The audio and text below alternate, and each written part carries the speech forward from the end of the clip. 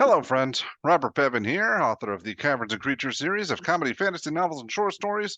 With me is Sam West, and today we are breaking down our picks for the top 5 and one worst level 8 bard spells. Now, Bob, you want to pull back the curtain and reveal to our viewers at home how many spells we had to read to do this list?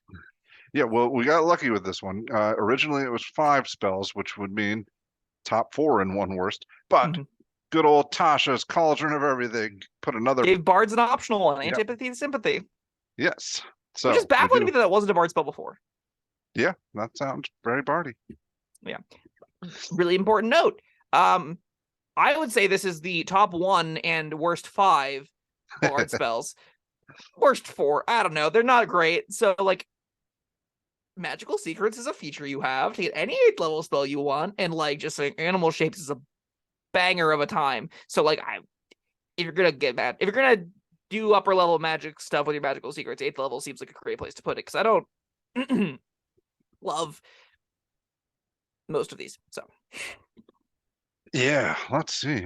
Man, I did have a little trouble picking a worst, but I think I got a pretty good one, pretty solid option.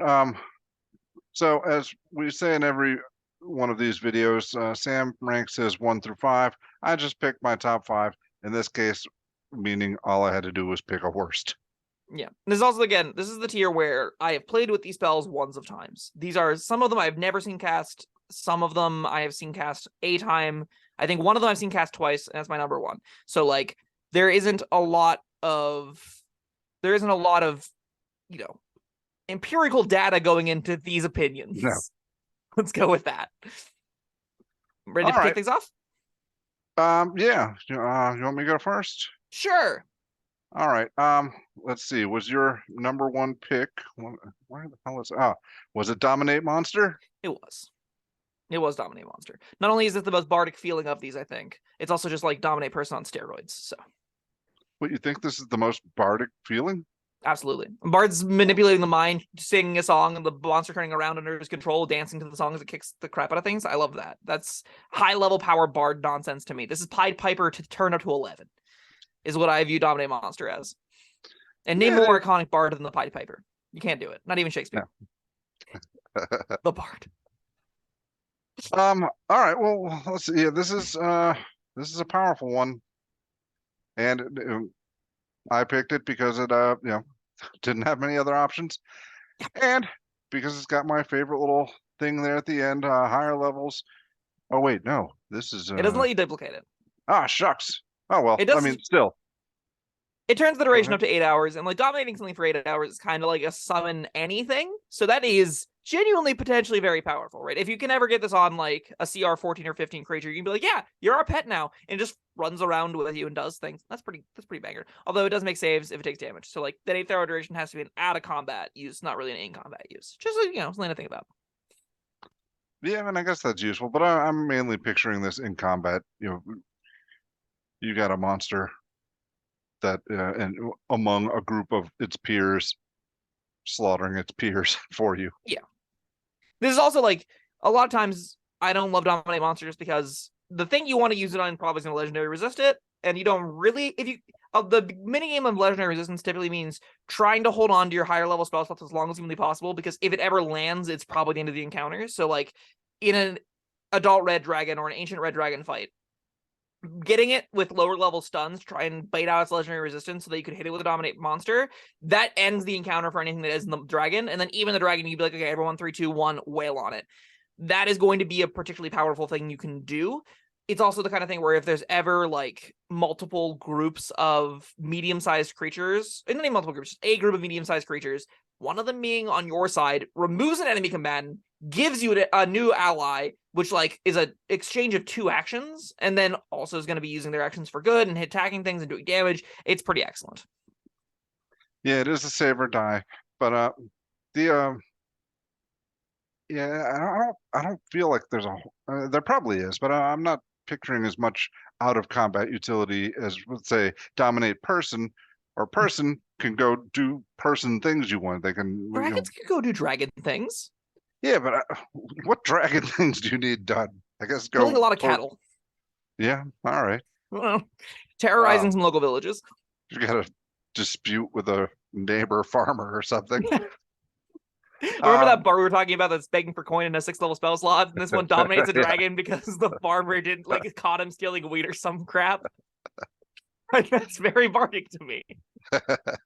I would But yeah, normally want with this to be like, people, you can have them like vote a way you need them to do or something like that, or go do some reconnaissance for you in a bad part of town or something. I don't know. well, But so yeah, there's with also consideration monsters, where go ahead. in big upper scale environments, if we're on like City of Brass, if freed aren't humanoids and getting a free noble to do your bidding Yeah, is that's true. basically a upper caste version of old dominate person, right? It's kind of this. That's where I think the parallels sort of lie. That's not given, granted. A lot of times, dominate person is going to do a lot of the heavy lifting here. I wouldn't even advocate this on most bards just because it's a save or die for 8th level slot. That's a pretty tall order. There isn't a lot of competition though, so like, take a look at your upcasting options and then consider what we're going to say after this. All right.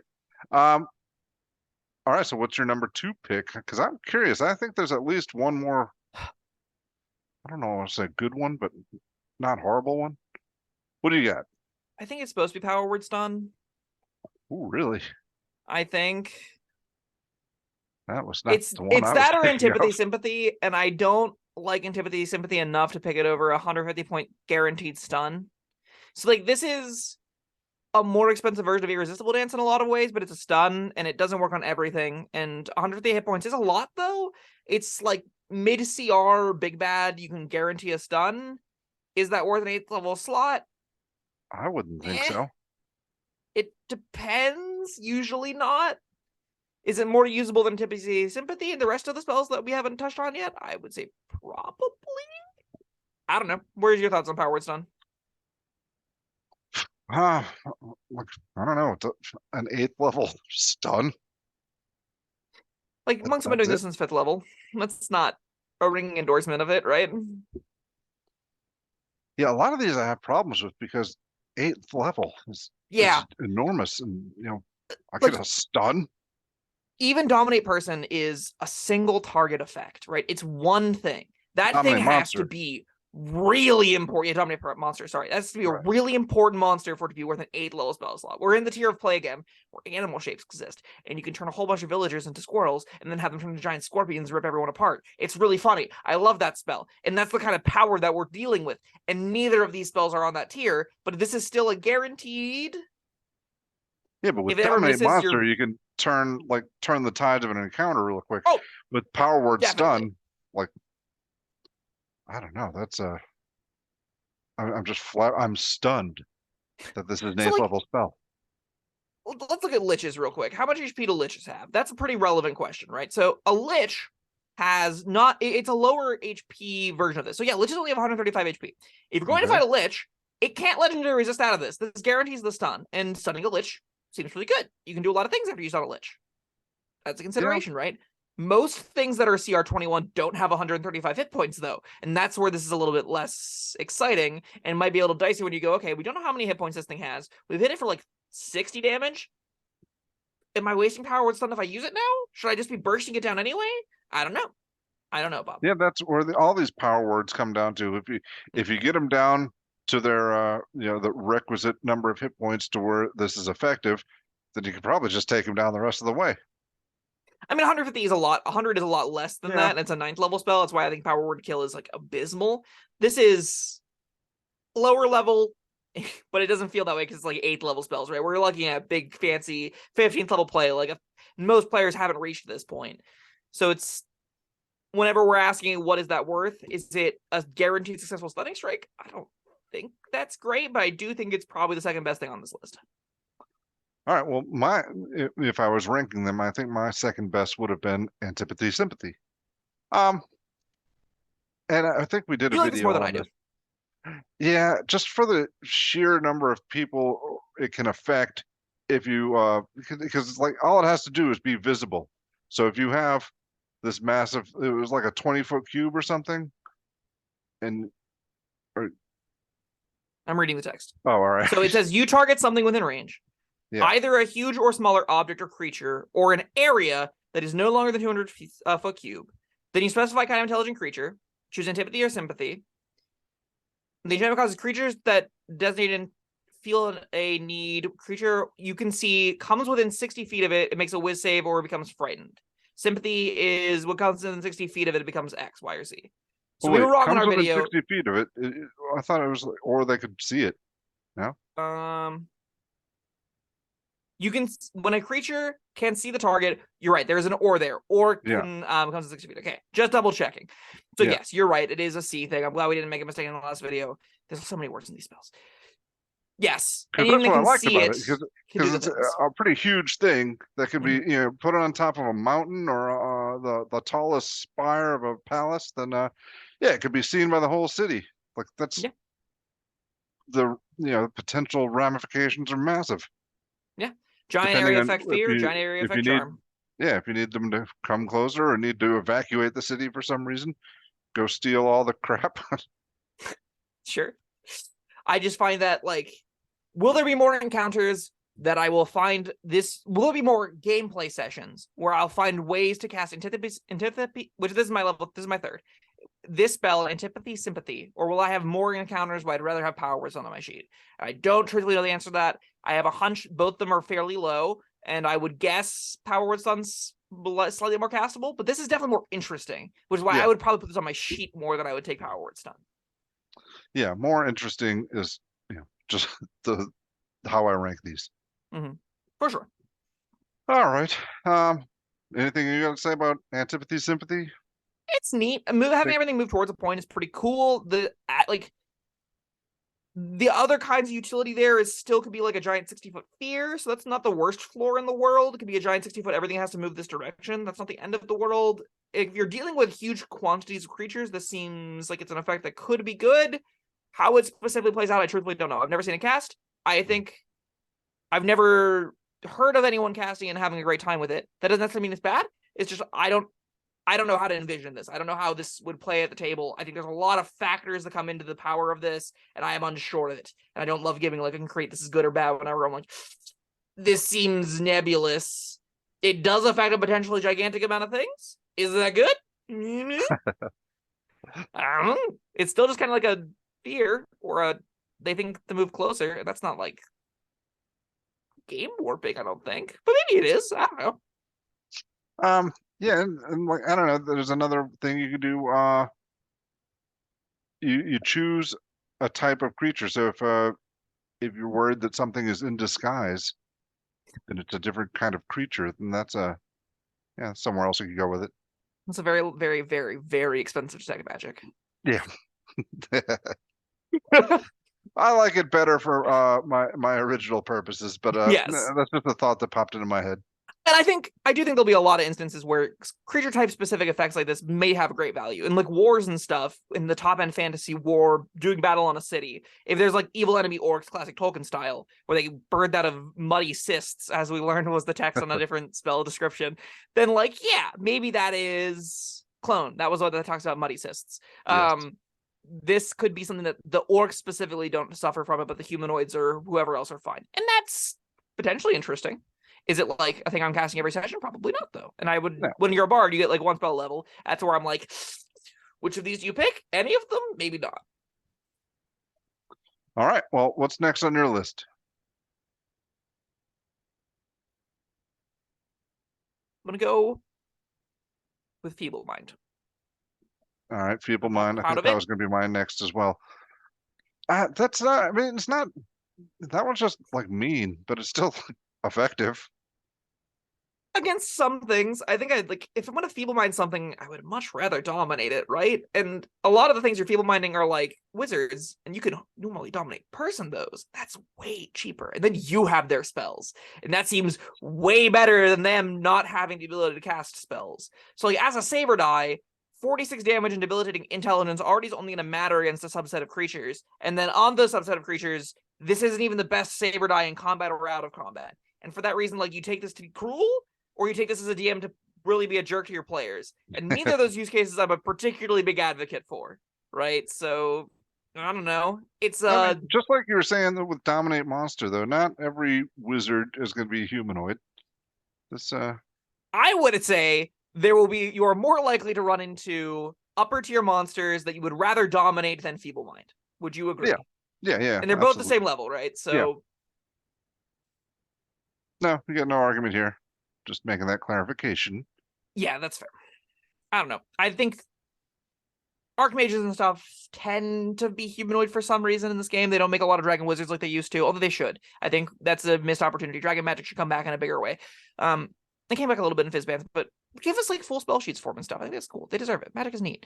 In any case, Feeble Mind is, I don't know. What do you like about this more though? Then, right? Like, is there any other compelling reason to put this on a specifically Bards? Well, I like this more than the ones we haven't covered yet because of the ones we haven't covered yet. That's but fair. yeah, this one, I mean, I think it is really powerful.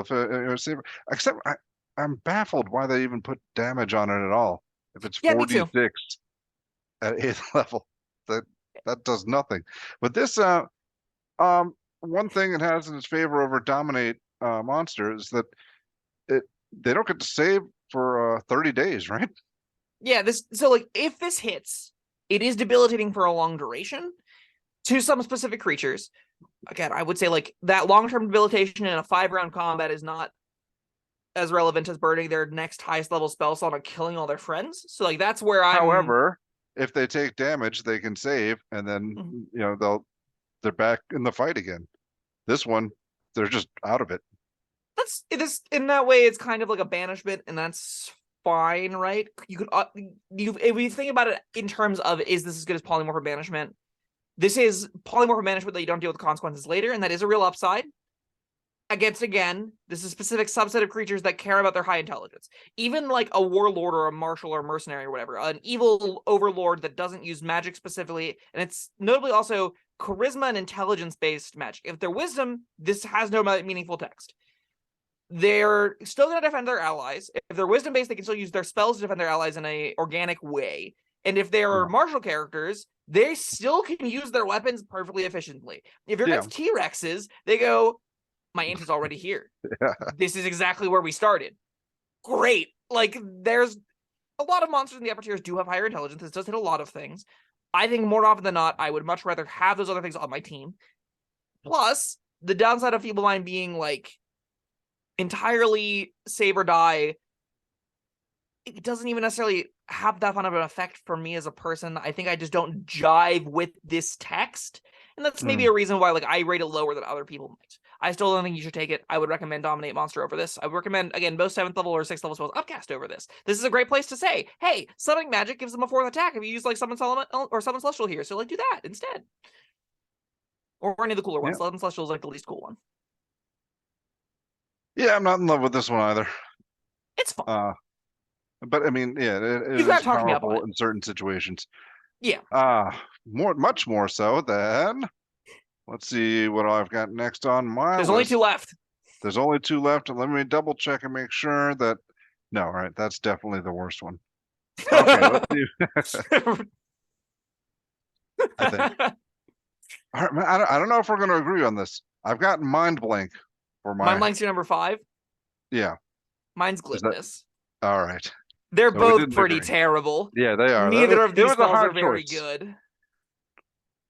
Oh, but I mean, let's start with yours. Mind Blank. Let's talk about it. All right. Why did I choose Mind Blank? Let's see. This all right. Yes, the divination crap, whatever, but also immune to psychic damage. So at least you get immunity to a damage type. If you get immunity specifically to half of Mind Flayer's bite. Okay. Very exciting. There's so few creatures that do psychic damage, it's actually pitiful. Yeah, and again, I want to reiterate, I don't like this spell. I would never use it. But when the other option is glibness, which, to be fair, I think maybe the on the bardy side of things. But oh my god. All right, but Mind Blank is what we're talking about. This feels like non-detection upcast. Yeah. I don't think anyone should ever cast non-detection. And that's why I don't think you should ever upcast it into this. Non-detection could have this upcast text. I'd be like, you don't cast it. This is bad. You can do the cute thing where the barbarian, like the totem bear barbarian rages, and you give them mind blind to make them immune to psychic damage, and they have resistance to everything that isn't the damage they're immune to, and that's cute. But like, I'm not. I don't think there's any other upside beyond that, and that's entirely just like flavorfully, and will come up in most campaigns will not have any monsters that do any psychic damage, and that's like the only meaningful text on this beyond the you can't have your thoughts divined, but other creatures around you can have their thoughts divined, and it mitigates mostly all of that text if it's important anyway. It leaves this being like a 8th level spell for 24 hours that just does nothing. And you're like, well, that was nothing. Well, there are spells that do psychic damage. Yeah, that's true. Psychic Scream and stuff, especially the newer spells released, do psychic damage. This ignores Vicious Mockery damage. Yeah, there you go. Are there other meaningful ones? Let's find out. Now, it ignores Vicious Mockery damage, but you'd still get the other like effect of Vicious Mockery, right? So this spell specifically, yes, the spell still would have you have taken disadvantage on the attack roll. You are immune to the charm condition though, and that's also a little bit of extra. And okay. All right, Is that good? Again, these are not amazing, especially for an 8th level spell, but compared to glibness, I feel like it squeaks ahead. I completely forgot that I did a full breakdown on psychic damaging spells. There's Feeble Mind, which we just touched on. There's 46. Yeah, but again, so you get immunity to that damage. Yay. You're Maddening still feeble-minded. So yeah, Weird is the other one that's like matters. Big upper level damage spell that doesn't matter at all is Weird, right? That's the other thing. So then you're left with like Maddening Darkness, which is a very specific kind of character takes that. Psychic Scream is like similar kinds of characters take that, and then after that we're looking at like 4th and 5th level slots before it's reasonably in cast. Like Tasha's Mind is probably the most common thing you're going to see that's going to be mattering here, and that's not ideal. Maybe some aberrations if you're going against aberrations. Maybe I'm trying to talk like this isn't my worst, but it is my worst. Yeah, the problem is all of these spells you're mentioning, most of them, the damage doesn't matter. It's the other effects that you want to avoid, and this doesn't help with that. In Weird's case, neither its effects nor its damage matter. That's true. So, like, but listen, you might be right. This might be better than Glibness, because Glibness is you can't roll lower than a 15 on charisma checks. And like, listen, if you're a 15 or if you're a 15th level bard, that's not an issue for you. You don't need to cast this spell. You are getting big enough numbers that you don't need to do this. There are bard subclasses that start to do this at level 3, basically, when they get a minimum of 10 on theirs, which means you're getting, like, I don't know, averages of 18 to start at level 3. And if you really wanted this to happen, you can be a 5th level character getting, like, minimum floors of in the mid-20s. So there's no reason why you need to be getting consistently 30 plus on your charisma checks. It's just not important. It will never be important. This spell isn't good. Is it better than Mind Blank? I mean, I had a difficult time choosing between those two. I really do think these are both the worst. I don't think either of them is worth casting, and neither should make anyone's character sheets. I have seen Glibness cast. It was awful. It did nothing. The character made one charisma check they would have passed anyway because it was a DC 25, and it's at this tier they're making that DC on almost every check. Yeah, it's baffling to me. This is available to bards and warlocks, like two charisma casters. Like you don't need this. Like I guess this means there's no nat ones. So if the 5% chance if you're auto losing, you just don't. I guess. Yeah. I don't think that's worth an 8th level spell slot. I really don't. No. You don't need this. No, get us out of here. This doesn't even charm. This like if this auto charmed everyone around you, I'd be like, I kind of get it now, but it doesn't even do that. I'd rather just charm a thing if I need to absolutely be certain I'm making the super high charisma check. And listen, you can just do that with charm person, right? Yeah. This is awful. Glibness is terrible. Yeah, agreed. Embarrassingly bad. Yeah. All right. Well, you want to run down your list one more time? Do I have to? Dominate monster. Power words. I'm gonna call an audible. I'm gonna say I'm gonna say Feeble Mind is better than Power Word Stun, but I'm gonna say Power Word Stun is better than Antipathy. So it's gonna be Dominate per monster, Feeble Mind, Power Word Stun, Antipathy, Sympathy, and then I'm gonna just say there isn't a fifth one because neither of these other two spells are castable. I don't know which one is worse. Don't put either on your character sheet. All right. Let's see if I can order mine. The Dominate monster, definitely number one. I forgot what the rest of them were. All right. Let's see. I'm gonna go with Antipathy Sympathy next. Then Feeble Mind. I don't like it, but I think it's more powerful. And Power Word Stun. And I still think Mind Blank squeaks just ahead of Glibness because Glibness effectively does nothing. And worse is Glibness. Unless you're facing psychic damage, then it does something. Nothing Maybe you're you need happy a about. 35 DC floor on like 6 consecutive charisma checks. That I think is as likely, right? Perhaps. All right. We're agreed that both of these are terrible. Again, this is a great place to say bards can take any spells they want thanks to magical secrets. So Animal Shapes is hilarious and easily my favorite 8th level spell of all time. Sunburst is like a chunk of damage, I guess. That's kind of cute. Reality Break is... We talked about Reality Break recently. I don't think so. Oh, okay. I read about Reality Break. It's a weird little spell, but not quite like breaking reality. I would recommend beyond that, maybe like Illusory Dragon is a pretty cool one. I think I would put all of those in this top 5 over my bottom 3. So all of those I would highly recommend. All right. Well, that was 8th level bard spells. Kind of a disappointment. Yeah. Go back and watch our cantrips through 7th level bard spells. Next week we'll be doing 9th level, wrapping up the bard spells and moving on to something else. Yeah, and we've already done what, wizard and ranger. No, not ranger. Wizard, and we did cleric. That's right. Okay, so go watch all those, and we will see you next time. Bye-bye. Oh, also, let us know what you think in the comments. Your own personal list. What would those be? Have you ever cast Mind Blank and been like, that was amazing? And it wasn't was it against exactly not an Illithid related encounter? If it was an Illithid related encounter, I can accept that it was good. Anyway, yeah, let us know. Yep. All right, we'll see you next time. Bye-bye. Thank you for watching. If you found this helpful, informative, or entertaining, I'd really appreciate it if you hit the like button below. You needn't smash it, a gentle tap will suffice. If you want to see more videos like this, subscribe to the channel. And make sure you check out the links in the description, where you'll find my Caverns Creatures series of comedy fantasy novels, Sam's full review of the spell, and other fun things.